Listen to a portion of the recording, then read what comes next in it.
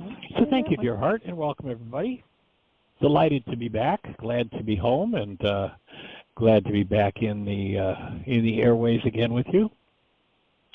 I hope the 4 sessions that we did between today and our departure last week were meaningful, helpful, and perhaps aroused a lot of questions that we'll have some time to talk about. In the meantime, the weekend was basically a time for a fair amount of fasting and some significant exploration, introspection. And I came away from the weekend really appreciating the fact that in the ancient Aramaic, this man Yeshua makes a distinction between the product of the 2 minds in us, the mind of perception, the place where carbon-based memory generates out of whatever's resonated in it a whole world, or the appearance of a world. You remember that he says, do not judge by appearances. Makes a distinction between the mind of man and then what we could probably call the mind of the Creator. Then we've got reality, the output of our perceptual systems, the product or the result of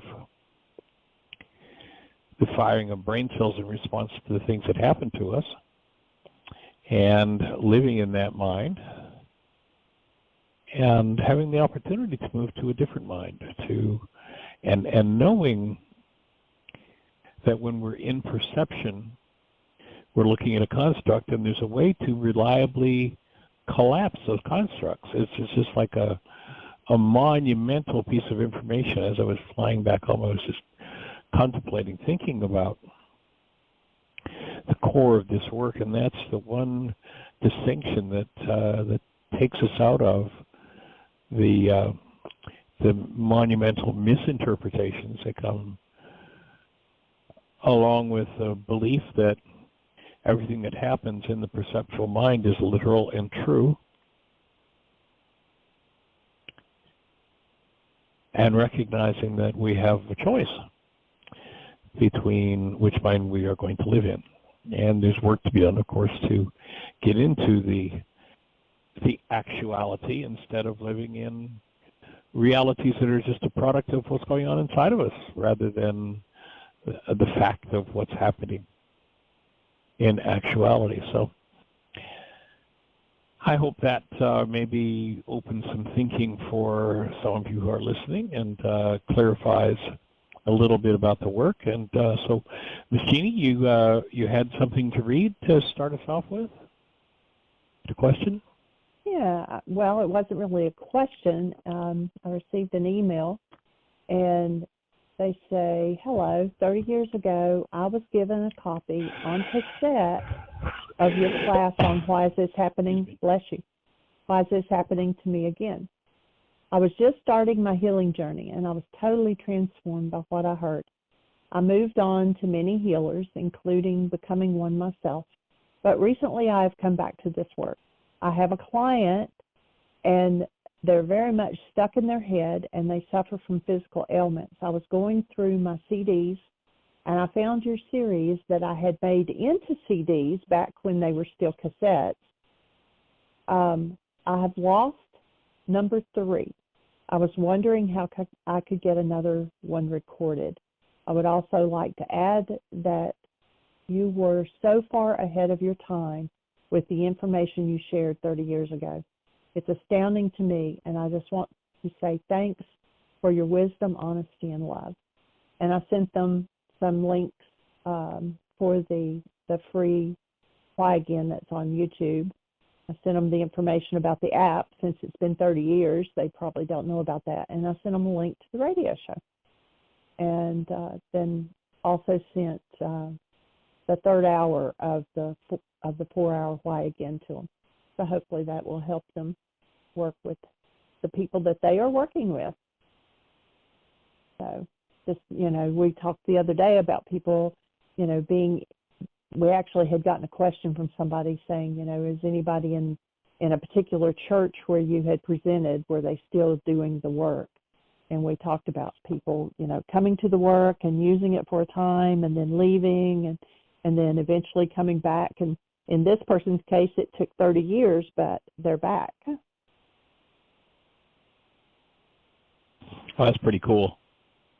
Pretty sweet. And it's interesting, most of the workshops that we've got, from 30 years ago, we've updated into newer versions, but that particular version of Why Is This Happening to Me Again, I believe is still the version that we have on our DVDs and on the streaming system, because that particular workshop, that particular version of Why Is This Happening to Me Again, just came together so powerfully that we've never replaced it with a new version, even though I've done version after version of the workshop. So it's nice to hear the impact of it. And the one piece, and I hope they'll listen to this as you send them the answer, the one piece that wasn't in those DVDs way back when, that piece that I could not explain, I did not understand 30 years ago. I didn't really understand until, I don't know, maybe 10 years ago now. So even though from the very beginning, when I first touched into and did the first Why Is This Happening to Me Again workshop, that the core of the forgiveness process is that of canceling goals. And I didn't know 30 years ago that the reason why you cancel the goal was so the constructs of your mind could collapse. Interesting, in the letter that you read, that they refer to exactly what I was talking about was my insight, or what I see as the major piece of the puzzle that this work can contribute to people's lives, and that is that this whole thing happening in the mind is just a product of the resonance of information in brain cells from the past, and that I did not know how to explain that back then. I didn't understand why you did it. I just knew that if you did it, things changed. But now, understanding that every construct of the mind, every construct of carbon-based memory is goal-driven. And so whatever those constructs are, if they show up with a taint of some form of fear and or hostility, then the mind is using corrupt data, and that whatever it is false. I mean, most of the conversation in the world, most people, pardon me, I shouldn't say most, I should say virtually everyone in the therapy world, in the mind world, are trying to help people rearrange content, come up with better content in carbon-based memory, because people believe that their eyes are actually showing them something outside of themselves. That what's painted on the inside of our eyeballs is a representation or a peak, a set of windows that we're looking at in the world. And to recognize that that's simply not true. The constructs of the mind of man, what the scriptures refer to in many cases in the ancient scriptures is talking about the mind of man, is simply talking about perception, constructs of the mind. And when you realize that, we have that wonderful piece of information from George, and I'm not remembering his last name, the psychologist that did the research at Harvard back, 70-some years ago now.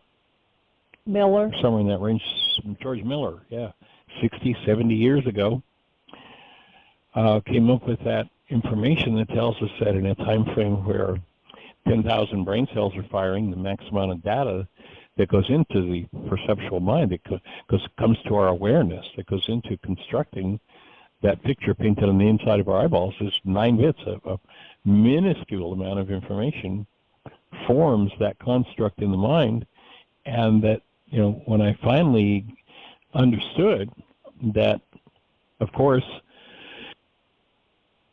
in order to select 9 bits of data out of 10,000 brain cells firing, something has to do that job. And thus the power of canceling a goal, because those constructs of the mind are goal-driven. And when the goal is canceled, the construct of the mind, perception, the picture painted on the inside of our eyeballs, collapses. And when it collapses, it makes space for a whole different world to be realized. And it's a key way into our own unconscious and cleaning up the unconscious dynamics that drive the whole game. Most everybody who's talking about the world thinks that they're looking at it through their eyes. It's just a total fraud. I mean, it's just such a monumental piece of information, and thank you for the acknowledgement on the wisdom that came through 30 years ago, but unfortunately, I can't lay claim to that wisdom. Wasn't mine. I'm not the one who put that piece together. That was strictly first century Aramaic Yeshua, and all credit is due to that mind in understanding this process of forgiveness and applying it. So I'll defer that compliment. I'll certainly accept responsibility for assembling in a way in our modern world that it's understandable that anyone who really wants to do their work can understand it, but it was not my insight. And delighted that you're sharing it, that you're passing it on. You could also invite, to someone that you want to have a look at it and you'd like to support us. Of course, you're welcome to share the DVDs that you've got, but also they can buy the DVD themselves and or buy a link to stream that workshop, or any one of our other, I don't know how many DVDs we've got now, 17, 18, 19, 20, something like that. So they're also, should refer them to the catalog. It's a way to support us and helping to fund this work. And the fact that we are not on the road anymore, as we traveled for 40 years doing this work, that was a mainstay of cash flow that has supported the development of the app, the development of our 20,000-page website, the catalog of DVDs, CDs, all of that. Now that that has disappeared, our cash flow is limited because we don't travel as we were for so many years. It funded making all of that available, and since COVID, we've been paying about a $500 to $600 bill. Well, actually, it's probably a little more than that. Let me think for a second.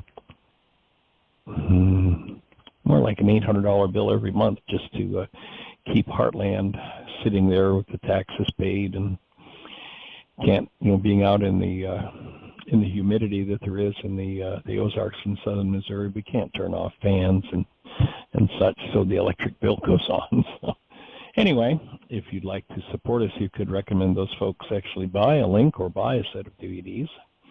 And, of course, we're here to answer questions and support them in any way possible. And so thanks for passing it on. It's awesome. Of course, the number one objective is to make it available. So, take it, put it out there. And there's also, of course, 4,500 hours or so in our archives of conversations like this one that look into just about every aspect of the work. Over the last 12 years of doing this radio show. And so there are as many resources as we can possibly continue to make available. We're here to do that. And thank you for saying thank you.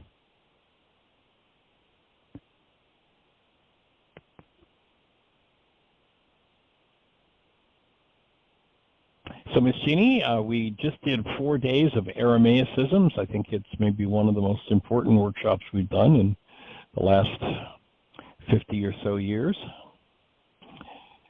And, of course, you can go back, and those 4 hours are in our archives now up until last Thursday. The only way to get that workshop was to purchase the DVD link or a set of DVDs. Now they're available. They're out there for free. You can get them, or you can also, again, if you choose to support us, go buy a link for it, or go buy a set of the DVDs so that you can put them in your own CD player or DVD player or home stereo system, whatever, and make it available. So that's one of the products we have in our catalog, and at least up until Thursday when we chose to do this, the only way to get them was to make a purchase. So we're glad it's out there, glad it's available, and any way we can support you, we're here for your questions. So hopefully you made some notes over that 4 hours, because that DVD set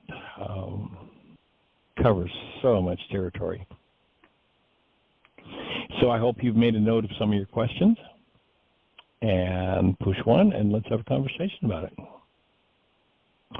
Ms. Jeannie, do we have anybody? And by the way, if anybody is listening to this show on one of those stations where we can't see you in our control panel, the call-in number is 563-999-3581. If you call that number, you're listening to the show live. And then if you push 1, that raises a hand in the control panel. Jeannie will know that you want to speak to us, and that will put us in communication directly. So do we have anybody in the phone queue with a hand up, or anything happening in the chat room? We've got some new numbers on the switchboard and in the chat room, but there are no hands up, no questions. So we've only spent 17 minutes so far. We've got plenty of time. What's your question or what's your comment? If you're in the chat room, you're welcome to type your question and I'll read it. The information those last 4 days has got to have some mind stirring with questions, what we covered in that Aramaicisms. Got to be some hands go up in response to that 4 days.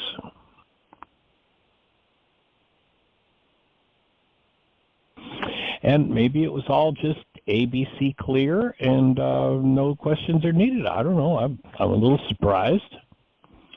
I thought there'd be lots of conversation about it from our audience. That was a workshop that Dale and Hoffman and I did, not even sure what year, probably 10 years ago now. We've been sitting still here in Virginia for 5 years, and it probably was 5 years before that when we did that workshop series down in Nashville.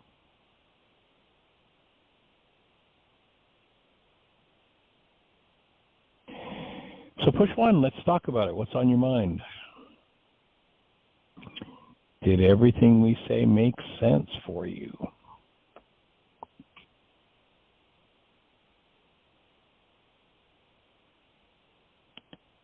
Okay, there's a person in the chat room, and they said they were not aware of the 4 days, and they could use some context here. What is Aramaicism? Okay, so I've been working with the Aramaic language for the last 40 plus years.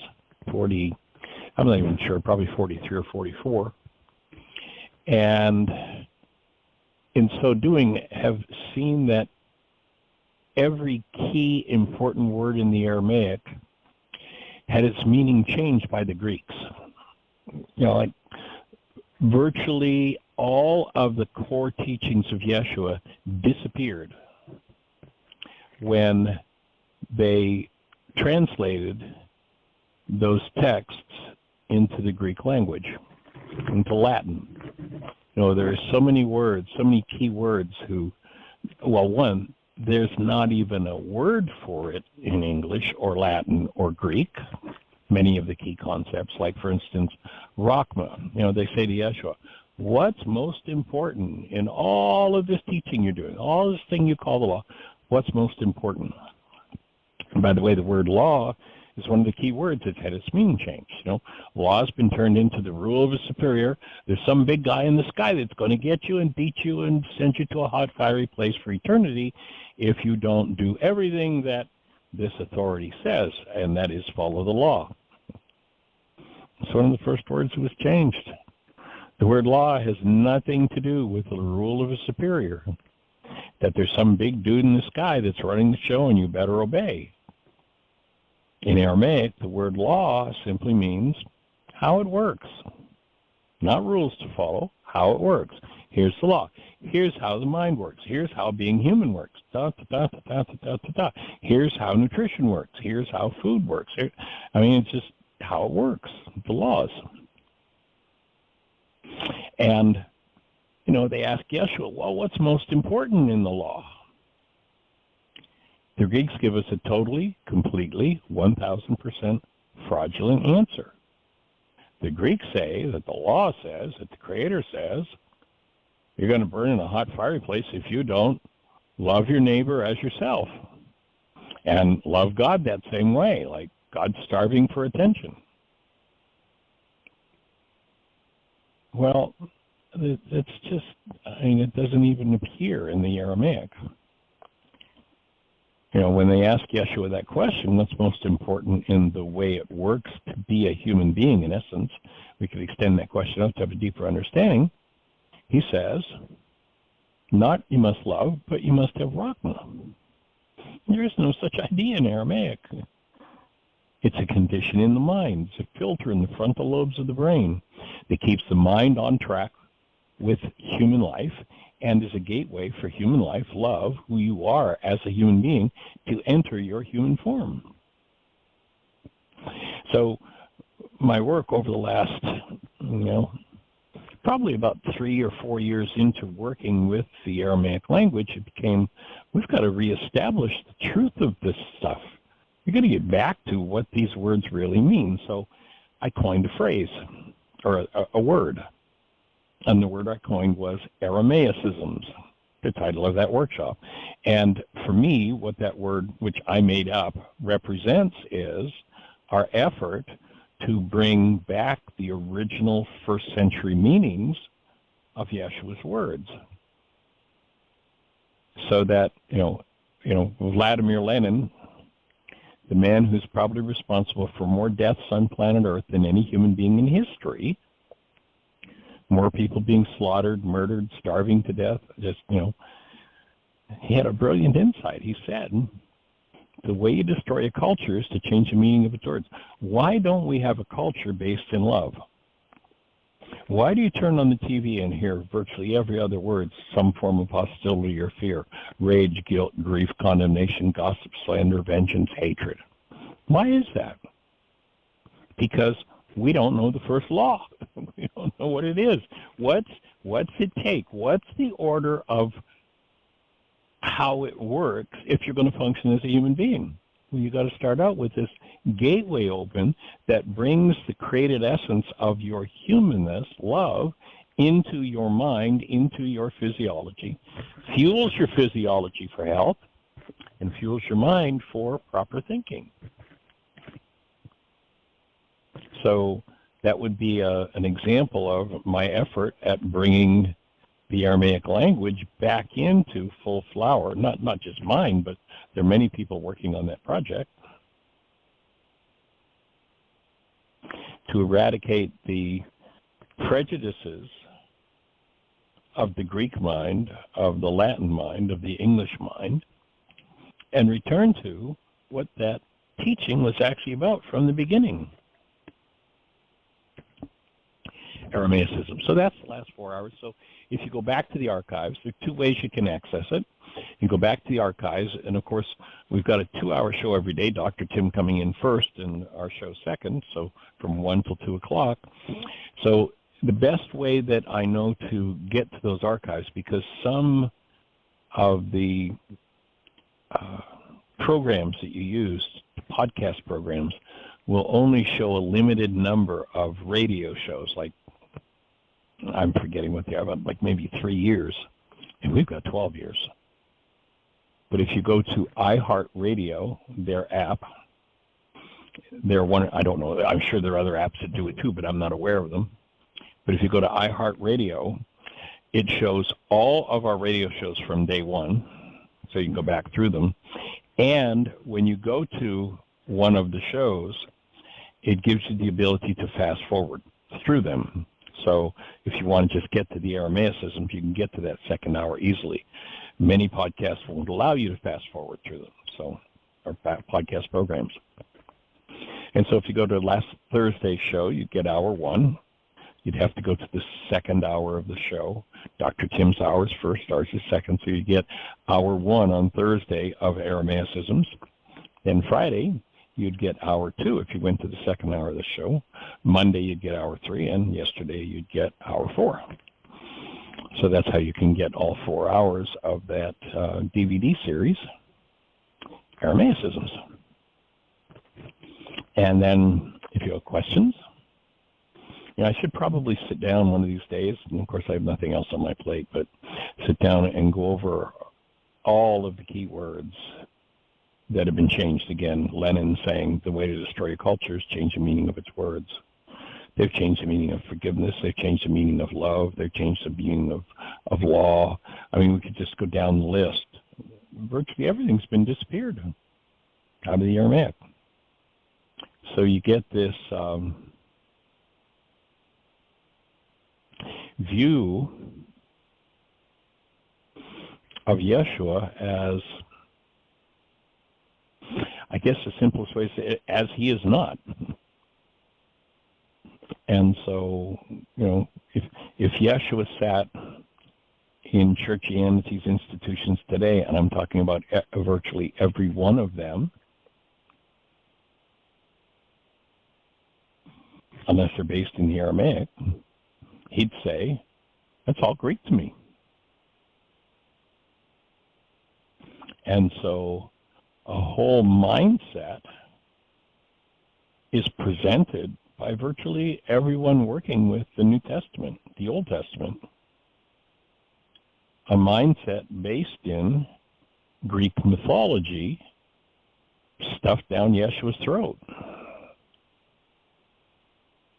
And rarely does he peek his head out from under it. He would literally say, that's all Greek to me. And it's interesting that that's a saying in our culture. It's like, and it equates, I don't understand a thing you're talking about. Yeshua's thinking, healing technology, and I'm talking about some serious healing technology, is just gone.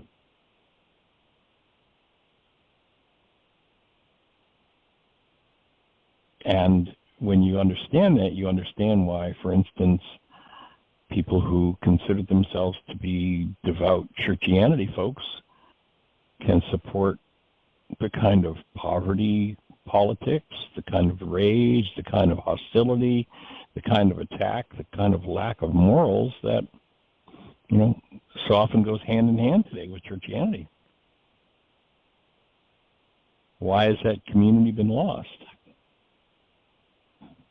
Why is that culture that's truly, actually based in, not words about love, not some limited behaviors about love. Oh, well, we have love for our neighbors, so we went and we started a food kitchen. What did you do with the immigrant? You listen to the politics today that are just destroying people whose lives are so tragically impacted, in many cases by corporate America, and reasons why they're leaving their homes and trying to escape the poverty and the violence and the viciousness and the wars started by corporate America in many cases. What happened to the culture of love? I mean, actually being the space of love for our neighbors. And there's another word that's been changed. Aramaicism is important here. Let's restore the meaning of the word neighbor. Does neighbor mean the guy down the block? No, neighbor means anybody that you think about in Aramaic. I remember, it's been a while since I've shared this story on the show, and I don't remember whether I covered this one in the Aramaicisms workshop when we did that, but it was just rather hilarious to hear Dan talk about the effort that it took to reestablish the understanding of the word neighbor. You know, back when the translation was being done, this was back in the early 70s, Dan ran the program, and Dan was a man, Dan McDougall, is my partner. He was in the Navy in World War II. They did an IQ test for everybody in the Navy back then. In 1940, let's see, I think it would have been maybe 45, maybe 44, I'm not sure. Dan McDougall, my partner, had the number 3 IQ in the Navy. That's the kind of mind Dan had. And he used the rules of evidence that you'd use in a courtroom, you know, as he was an attorney. And he used the rules of evidence for how he determined whether a piece of information would get in front of the court. That's how it got into the translation of the little booklet that we sell called Enlightenment. What we've published so far from the Kabbalah manuscript is in that book. It's the first century dictionary, and keywords are left in Aramaic in the translations. If you want to order that, you can go to our catalog and order it. But they were struggling with this word neighbor because Dan would literally take a passage or a word or whatever it was they were looking for from the Aramaic, and they had 22 of the world's top Aramaists that they'd send that passage out to. Dan would gather the answers back, and where somebody had a disagreement, he'd send it back out to everybody and say, well, we're getting this. We're getting one of the translators, and he was one of the top Aramaic translators in the world at the time, is a man named Shapley. And several of the translators sent back the Aramaic, the actual Aramaic idea of the word neighbor. And in Aramaic, the word neighbor means someone who is mentally near to you. If you think about them, they're your neighbor. You know, if you're thinking about Adolf Hitler, he's your neighbor. And if you want to maintain your human life, you had to maintain Rakhma in the presence of your thinking about Hitler. Because Rakhma was the gateway that kept human life active in you, love present in you for that neighbor. If hostility or fear moved in the mind, hostility or fear would literally close Rakhma down, and there'd be no presence of love to heal whatever was going on in that mind around this particular neighbor. So anyway, Dan sends this out, and Shapley sends back the meaning of the word neighbor as it was commonly thought. That is, the guy down the block from you, the guy across the street from you, the guy in your neighborhood was your neighbor. And he sent that passage out more than once and kept getting these conflicting definitions back. So there was a gentleman in Chicago who would be the equivalent of the Pope of the Church of the East, a man named Marshuman. He was a native Aramaic speaker, and he had been exiled to Chicago from his homeland. And he was like one of the top advisors on the translation work for the Kabbalah manuscript and what went into the booklet called Enlightenment. So Dan, this was such a big deal that Dan went to Chicago, from Atlanta to Chicago. There were other things involved, but one of the main purposes for that trip was to have a conversation with Marshuman. It was hard to communicate with him over the phone with his accent and such, that he went to visit him, and Dan described Marshuman as being, quote unquote, is what he used to say about him, that Mar Schumann was older than God. That's what age Mar Schumann was. And so he's having a conversation with him about this word neighbor, and he's getting, especially from a well-respected Aramaic, he's getting back this word meaning the person who's down the block from you. I mean, I can see it still in my mind's eye, Dan mimicking Mar Schumann as he waves his arm, waves him away and turns his head. And he says, I know what's got Shapley confused. He's reading those new dictionaries they wrote in the 6th century. This was Dan's way of describing how Mar Schumann corrected him, and that what had happened was that the military mind had changed the meaning of the word neighbor to be someone physically near to you rather than someone mentally near to you, in order that they could go make war and keep their war machine going and keep their money coming in. And steal the assets of people they didn't consider to be neighbors via the definition of it's somebody physically near to you. But in Aramaic, so our effort to restore the meaning of that word would come under my coining of the word Aramaicisms. We want everybody to know that, and if you listen to that passage, you must have Rakhma when you think of the Creator, when you think of neighbor. And in Aramaic it says in order to maintain self. Not love your neighbor as yourself, but have Rakhma for your neighbor in order to maintain self. In other words, if Rakhma is open, you will be aware of yourself, capital S self, as love, capital L-O-V-E.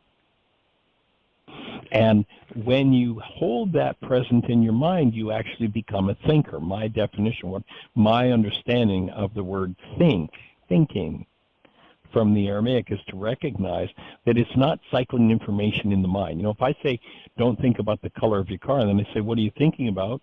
The average person says, oh, I'm thinking about the color of my car. Well, I, with my voice, asking you not to think about the color of your car, resonated something in brain cells about the color of your car, and your mind starts to cycle information. And that's anything but thinking. The truth is that if most people said what they thought, they'd be speechless, because most of us have never been trained to think in our lives. And my definition, what I've come to understand as forgiveness, and this doesn't come out of translations, this doesn't come out of any of the Aramaicisms work, or any of the Course manuscript. It comes from working with people over the last 50 years. And that is, you become a thinker when you follow the first law, that is how it works to be a thinker, how it works to be a human being, someone with the capacity to go beyond the animal mind and simple resonance. I say, don't think about the color of your car, I resonate brain cells in you. And those brain cells fire, and the mind cycles whatever's there, the good, the bad, and the ugly. But it's not thinking, it's just resonance.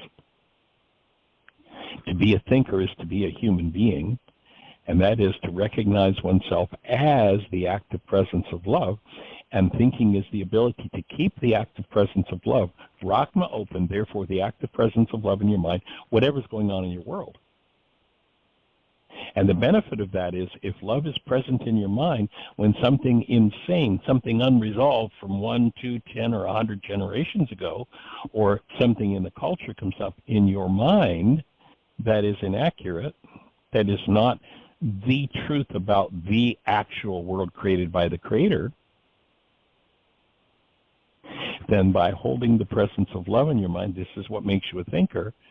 When those falsities resonate, simple exposure to active present love, like exposing yourself to the sun, creates an impact on your skin. It creates a transmutation that changes your skin. The active presence of love, if there's something resonating in your mind that's based in falsity, that's based in lies, it's based in corrupt data, hostility, or fear, then that energy dissolves the lies And the thinker is a genius because they're never stuck in a lie. That's the importance of what Yeshua was saying when he said the first law, how it works to be a human being is Rakhma is open, love is present in your mind and in your physiology, whatever's going on in your world. And the more dire the situation in your world, the more important it is that you harmonize with that law. And if something false comes up in your mind from the past,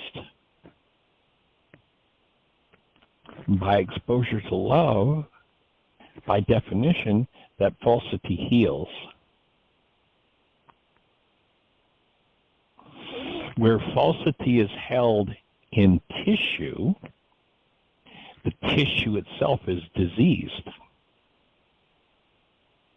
So when love is conscious, active, and present in you, and something less than love surfaces, then the dissolution of the falsity occurs.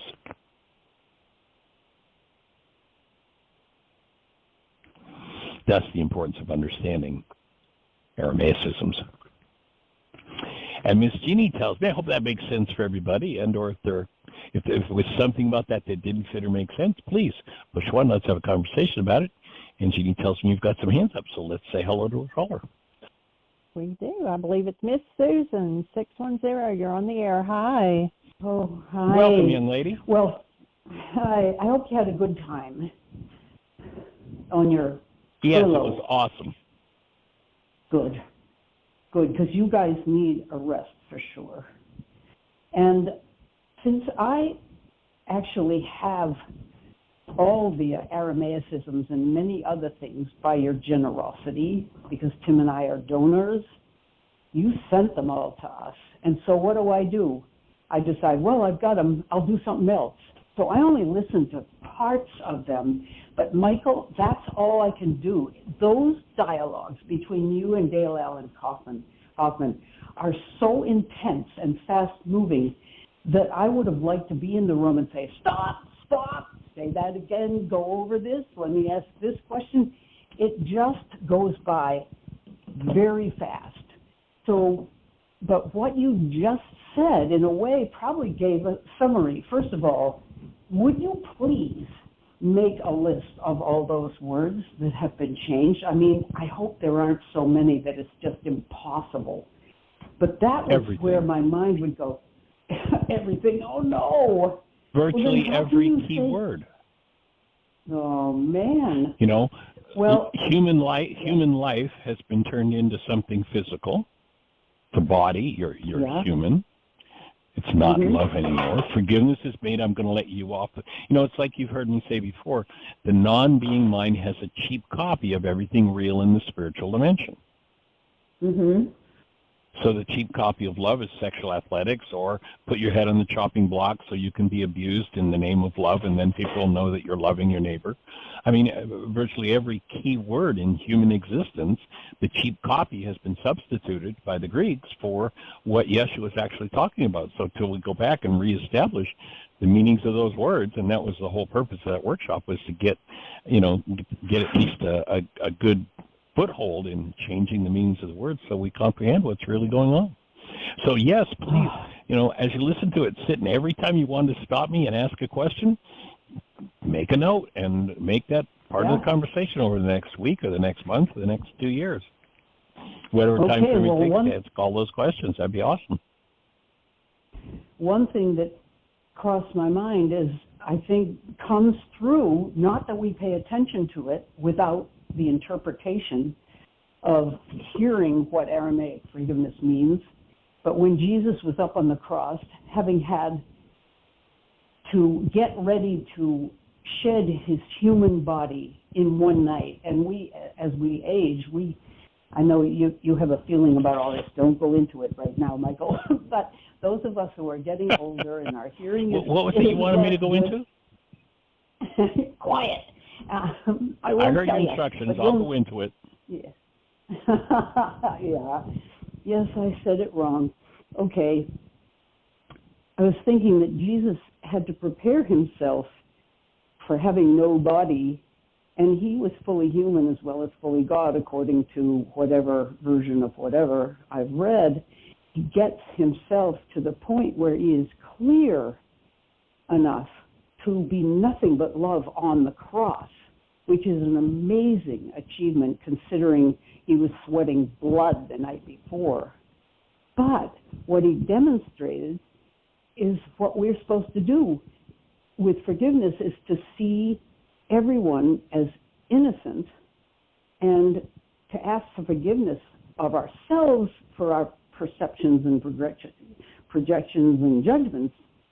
I hope I'm not talking too fast, but I'm so excited about all this. It seems as if that might possibly have gotten through to the churches that are teaching so many things wrong, and I'm hoping God's grace is good enough that we'll be okay in spite of having screwed everything up about what Jesus taught. Anyway, I better stop right there. But I can imagine, I'm not stopping. One more thing, how frustrating.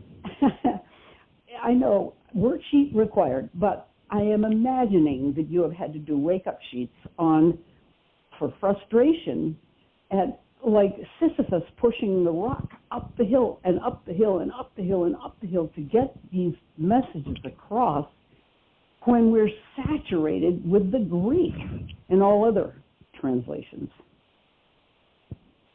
from the Greek. I mean, all the different variations.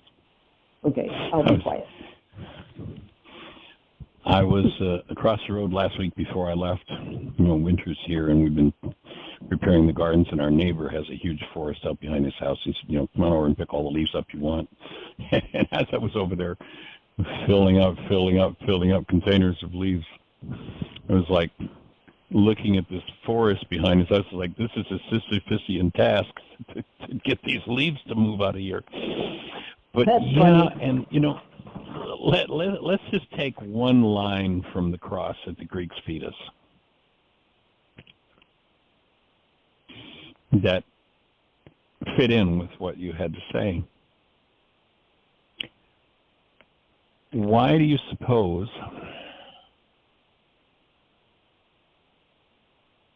God would be hanging on a cross saying, my God, why have you forsaken me? In what world does that make sense? God has been forsaken by God. What have we done?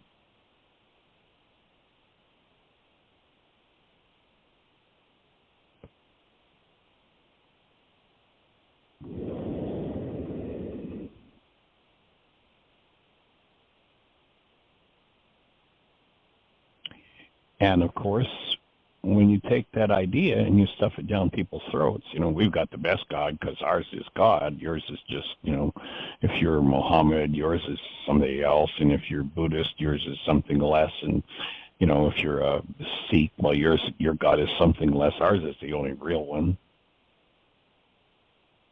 But why would God say, my God, why hast thou forsaken me? It's another one of those crazy things. So you mean in Aramaic it's different? Okay, cool. Yeah, that's totally different. In Aramaic, the word forsaken, and you can kind of get a sense of this when you pay attention to it. The word forsaken, I don't know where the noise is coming from, but maybe we can mute the phone. So the word forsaken is... Yeah, I'll mute. Okay. The word forsaken is very much the same as set aside for a special purpose. So forsaken would be, more like kind of thrown away, where in Aramaic, the word he used there is set aside for a special purpose. And we're told that it's said with suffering and dejection, when in fact, my offering would be, it was said with excitement. And he's speaking, Abba, Abba, my Father. There's much more intimate communication than my God. It's like, Abba, Abba, oh, Dad, oh, okay, I got it. This is what you set me aside for. I got it. Wow. If I refuse to surrender my being love to this insanity that's happening in the world, if I keep Rakhma active and I keep love present in my mind, which is my created essence, then I can demonstrate to all the world that even if they kill me, it doesn't kill me. Oh, I got it. This is what you said. This is the whole lesson you set me aside for. Thank you. God, Michael, I forgot that you had said that. Yeah, whole different game then. That. I've been forsaken by the Creator. And by the way, I'm the Creator. It's like, this doesn't make any sense. There's so much from the Greek that just makes no sense whatsoever, and people repeat it like it's Scripture. And it's not.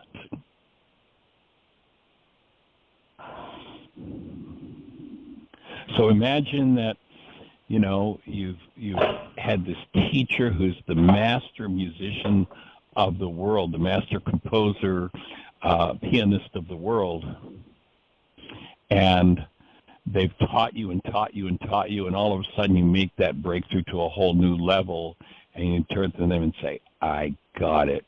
What you've given me with the teaching you've done, I see why you did that. And you arrive at the place of mastery. And that's his invitation for us all, to arrive at that place of mastery. Yeah. That's what he came to demonstrate, and he did it. And it was misinterpreted. And, the mind of man has always got a construct for everything. If Rakhma is not active, whatever's in that particular mind, whatever's in that bloodline, they'll take whatever's in that bloodline and make a picture out of it and say, here is what it says. There's another, the second part of that question when they said, what's most important in the law? What's first and foremost? Had Rakhma, when you think of the Creator, when you think of neighbor, when you think of self, comma, and then it says, for upon this hangs the law and all its prophets. When you put that one in context, what you hear is, if Rakhma isn't active in you, then you'll think your eyes are looking at a page, a piece of paper, and reading the words that are on it, and that those meanings are on that piece of paper. When the truth is, when you think you're looking at a piece of paper, you're not looking at the piece of paper at all. What you're looking at is a picture in your mind resonated by the piece of paper, and everything that you read into that piece of paper is simply a projection from your own brain cells, from your own past, from carbon-based memory. Everything that you see, you think you see on the piece of paper, is painted on the inside of your eyeballs by your own mind. And therefore, you have no relationship whatsoever, if Rakhma isn't active, with what the words actually said. If Rakhma is active, then the mind of love, in response to the words on the paper, reads what the actual meaning was of the words, rather than projection from carbon-based memory. And that can only be done if Rakhma is active in a mind. So what we know is, since the Greeks took over, since the Latins took over, since the English took over, none of that has happened, ever, in 2,000 years. None of it has happened, because the concept of it doesn't even exist. I'm surprised you haven't blown a gasket, Michael. Remember that song, How Long Has This Been Going On? I don't know it, but look at the history. Look at the church father, the so-called church fathers. Take a look at it. Did they function with Rakhma active? Were they able to, again, that second part of that phrase, it was interesting. I can remember exactly, I don't remember what year it was now, but it was maybe in our 12th or 13th year of teaching Laws of Living at Heartland. I used to fly him out, or Dan would drive out, and together we teach Laws of Living. And the particular year that piece of the puzzle occurred to me, it was in class during Laws of Living. I went, oh my God, that's, for upon this hangs the law and all the prophets. That that actually started out to be a book title, which you've heard me talk about, which is now The End of Suffering, but it was actually originally the 11 most important words ever spoken, for upon this hang the law and all its prophets. That the prophets were a possession of the law, of the way it worked, a reflection of the way it worked. And that particular summer, there was a woman who was part of the Laws of Living class who was a minister from a church up near Springfield. And I don't remember which day it was of the week. It was Monday, Tuesday, Wednesday, Thursday, Friday, or Saturday. One of those days, like I just had this mind-boggling blowout insight of, oh, that's the key to the whole package of being able to understand what was being communicated by those words, is you've got to have Rakhma. Upon this hangs the law and all its prophets. Anyway, this woman was preaching on that topic that Sunday, and most of the class went to hear her, to support her and hear her speak. And I don't remember even now what, it was an Anglican church or it was, I don't even remember what it was. But whatever one it was, and again, I don't remember what version of the scriptures they were using, but the words "for upon this hangs the law and all its prophets" were not in the translation that they were using. They'd been disappeared. As I say, I don't remember what translation that was, but I can. I mean, that was just so mind-boggling. You had to zip your mouth up tight that day, too. I had to zip. But it was just like, I mean, it was, for me, for my own process and my own work, it was such an exciting breakthrough to understand. And this is about the 12th year we taught Laws of Living, and by that point I had probably taught it 20 different times between, the social service system we had in Albany, Georgia, and on the road I had taught it out to a group out in California. So it was probably about the 20th time in that 12 years I taught it. And that was like that was my big breakthrough of the year. My opening was understanding what that phrase really meant. Boy. So when we get the Rakhma hat on, then you can go to any passage in the scriptures and you'll understand what it means. Rather than you'll be stuck in whatever your brain tells. If it happens to be a passage that relates, there's so much crazy stuff in the scriptures. If there are strong movements in several states right now to burn books. They're literally burning books, removing books from libraries and such. I mean, it's just outrageous what's going on in that regard. And that's all being done in the name of serving people. And of course, there are things in this book that people who are doing that are whining and complaining about other books having those things about aberrant sexuality. Well, if you want to find aberrant sexuality, go read the Old Testament. I mean, there's plenty of it. Based on that logic, that's one of the books that should be burned. But until Rakhma is present, it won't make sense. Until we clean up our own multi-generational database called carbon-based memory, the home of 666, carbon atoms storing things from the past and projecting those meanings into our brain's image of whatever we look at, including the scriptures. Until we correct that, and that is, for me, that's part of the whole idea of Aramaicisms, why I coined that term, is we've got to get back to what the man actually meant, not what the Greeks, not what the Romans, what the Latins try to tell us he meant, because those languages don't even have words for his key concepts. I know this show is going to end, but seriously, if you picked even the most, how can you do this? The most important words that are mistranslated and make a list, that would be, I would flip it right over to my minister. Say, you got to read these. Yeah. Well, just grab a copy of this show and send it to your minister. And then let's have your minister get on, let's have a conversation. because who knows what insights their personal process brings. You know, the places where Rakhma's been present in them and given them insights and understandings that we still don't have a clue of. Or, you know, that's one of the beauties of community, is that each person, you know, I think people tend to move in and out of this state of mind that was being talked about. In that state of mind, we get to see and understand truth directly. And, you know, there are arenas in which I've done that, and other areas where I still haven't done my work in that arena and would flop the test. But here's somebody else who, in that arena, they've made the test, they've passed it, and they can give us the insight, because when they looked at that passage, Hoffman was active, and they could understand directly what it actually meant.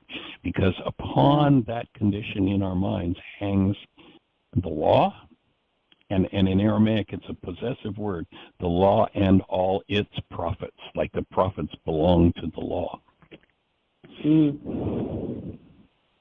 Well, it's sure and a huge shout out and thank you to Dan McDougald for his genius.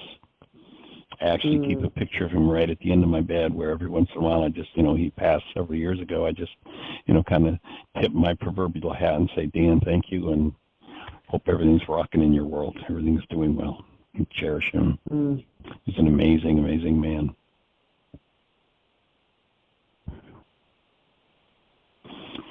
So thank you for your questions. I look forward to more of them as time unfolds. Everybody, thanks for joining us. Have the best year yet of your eternal life. It's an awesome gift to give the world.